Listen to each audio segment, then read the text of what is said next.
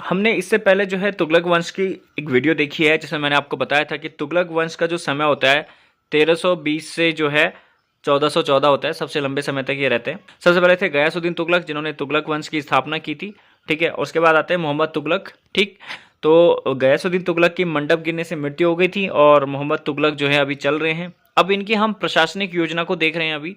ठीक है, इस वीडियो में आज हम प्रशासनिक योजना को समझेंगे कि कैसी थी, क्या थी इनकी। ठीक है, तो अगर आपने पहली वाली वीडियो नहीं देखी है तो देख लो। ठीक है, और प्लेलिस्ट चेक कर लें, एंशिएंट हिस्ट्री कंप्लीट मिल जाएगी आपको उसमें, और अभी हम मिडियल हिस्ट्री को कंप्लीट कर रहे हैं।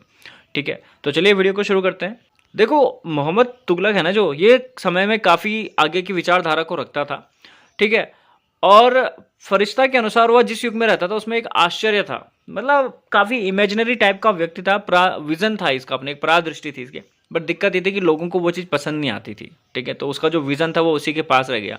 ठीक है, आदर्शवासी सुल्तान था, व्यवहारिक राजनीतिक नहीं था ये। ठीक है, इसलिए इसके जो महत्वपूर्ण परिवर्तन थे वो असफल ही रहे। ठीक है ना, क्योंकि वो अप्लाइड नहीं हो सकते थे। जैसे बोलते हैं ना अप्लाइड साइंस, आपने नाम सुना होगा, तो वो अप्लाइड नहीं हो पा रहा था। ठीक है, सबसे पहले तो ये क्या करता है, अपनी राजधानी को परिवर्तित करता है। दिल्ली से दौलताबाद लाता है, देवगिरी। ठीक है, जो इसकी राजधानी बनाने की योजना होती है। इसके पीछे इसका एक उद्देश्य होता है। देखो क्या होता है कि मुसलमानों की जनसंख्या को दक्षिण भारत में बढ़ाना चाहता था, जिससे इसकी राजनीतिक प्रभुत्व स्थापित हो जाए, और इसके लिए इसने दिल्ली के मुसलमानों को दौलताबाद जाने का आदेश भी दे दिया था।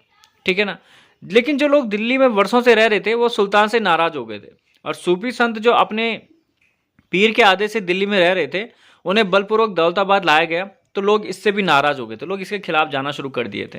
तो गर्मियों में ये शिफ्टिंग के लिए बोलता है लोगों को, तो गर्मियों लू से अनेक लोगों की मृत्यु हो जाती है। और जब उसे पता चलता है कि लोग उससे नाराज हो गए, तो फिर वो दौलताबाद से दिल्ली चलने को कहना शुरू कर देता है। फिर पूरी तरह से उसकी जो ये रणनीति थी पूरी की पूरी फ्लॉप हो जाती है। ठीक है, अब ये क्या करता है, जो करेंसी रन करवाता है, मुद्रा चलाता है, तो उसकी ना सांकेतिक मुद्रा थी। ठीक है ना, प्रतीक मुद्रा। तो दो तरह की उसने करेंसीज को चलाया था दिल्ली में। एक था चांदी का टंका और दूसरा था तांबे का जीतल।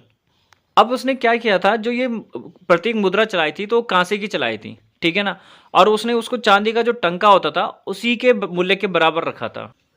अब सुल्तान के द्वारा जो कांसे के सिक्के चलाए गए थे ना, इसको चलाने का उद्देश्य क्या था इसको समझना है। देखो, 14वीं शताब्दी में पूरे वर्ल्ड में जो है चांदी की कमी हो गई थी, और यहाँ की मुख्य मुद्रा चांदी की टंका थी। ठीक है, तो चांदी की कमी के कारण मुद्रा की कमी हो गई थी, जिससे वस्तुओं के मूल्य में कमी हो गई, और सुल्तान ने अपने आर्थिक शाखा को बचाने के लिए प्रतीक मुद्रा का प्रचलन करना शुरू किया। ठीक है, अब हुआ यूं कि इसका जो मुद्रा निर्माण की विधि था उसको वो गुप्त नहीं रख सका, और न ही नकली सिक्का बनाने वालों के लिए कोई दंड का विधान था। तो परिणाम स्वरूप ये हुआ कि घर घर नकली सिक्का बनने लगे, और पूरा बाजार नकली सिक्कों से भर गया था। ठीक है, तो इससे पूरा राष्ट्रीय व्यापार ही उनका ठप हो गया। सुल्तान ने जब यह समझा कि यह योजना तो असफल हो गई, तो यानी कि मोहम्मद तुगलक, ठीक है, तो मोहम्मद तुगलक ये समझ गया था कि योजना असफल हो गई है। तब तब उसने आदेश दिया कि जिन लोगों के पास प्रतीक मुद्रा उन्हें जमा करने के बदले चांदी के सिक्के ले जाएं। खुरासान अभियान योजना भी शुरू होती है इनकी। इस समय ईरान में मंगोलों का शासन था, जिन्हें इलखान कहा जाता था। तो मंगोलों को इलखान भी कहा जाता है, ये याद रखिएगा। इस समय इलखानों की शक्ति का पतन हो गया था, मतलब कि मंगोल जो है कमजोर पड़ने शुरू हुए थे, जिसकी राजनीतिक अस्थिरता वहां पे पैदा हो गई थी। और अस्थिरता को लाभ उठाने के लिए सुल्तान ने यानी कि मोहम्मद तुगलक ने खुरासान अभियान की योजना बनाई थी। अब प्रॉब्लम क्या होती है कि मिस्र के शासक के साथ जो वो संधि करता है वो एक्टिवली काम नहीं कर पाती है, क्रियान्वित नहीं होती, क्योंकि मिस्र का जो शासक होता है वो खुद ही मतलब भाग जाता है वहां से, अपदस्थ कर दिया जाता है, और योजना जो है असफल हो जाती है उसकी।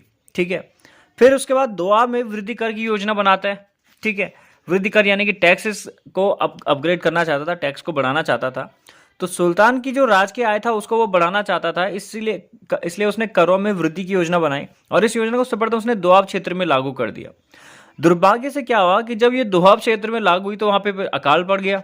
ठीक है, तो किसान राहत की अपेक्षा कर रहे थे, और इसी समय ये योजना लागू हुई तो किसानों ने फिर विद्रोह कर दिया, और किसानों का पहला विद्रोह इसी के समय में हो गया था। ठीक है, फिर उसने क्या किया कि किसानों को कृषि लोन देना शुरू किया। जब उसको लगा कि अरे ये तो मतलब दोआब कर वृद्धि की योजना ही फेल हो गई है, तो मैं इनको लोन दे देता हूँ, बदले में ब्याज ले लूंगा।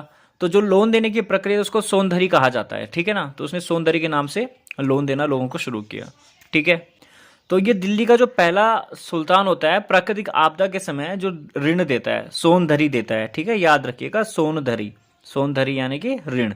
ठीक है, 1351 में इनका एक अभियान चल रहा होता है थट्टा में, तो जहाँ पे इसकी मृत्यु हो जाती है। ठीक है, अब कोई बोलता है कि हार्ट फेल हुआ था, कोई कहता है कि युद्ध लड़ते हुआ होता, तो वो क्लियर नहीं है, तो अचानक से इसकी मृत्यु हो जाती है, बस इसको याद रखिएगा। ठीक है, तो मेनली जो क्वेश्चन बन सकते थे इससे, मोहम्मद तुगलक से, याद रखिएगा कि सोनधरी ऋण इसने दिया था। इसने चांदी का टंका और तांबे का जीतल चलवाया था, लेकिन उन दोनों की इसने प्रतीक मुद्रा चलवा दी थी कांसे की, क्योंकि चांदी की क्या हो गई थी, डिमांड काफ़ी ज़्यादा बढ़ गई थी और महंगा भी हो गया था। ठीक है ना, इसलिए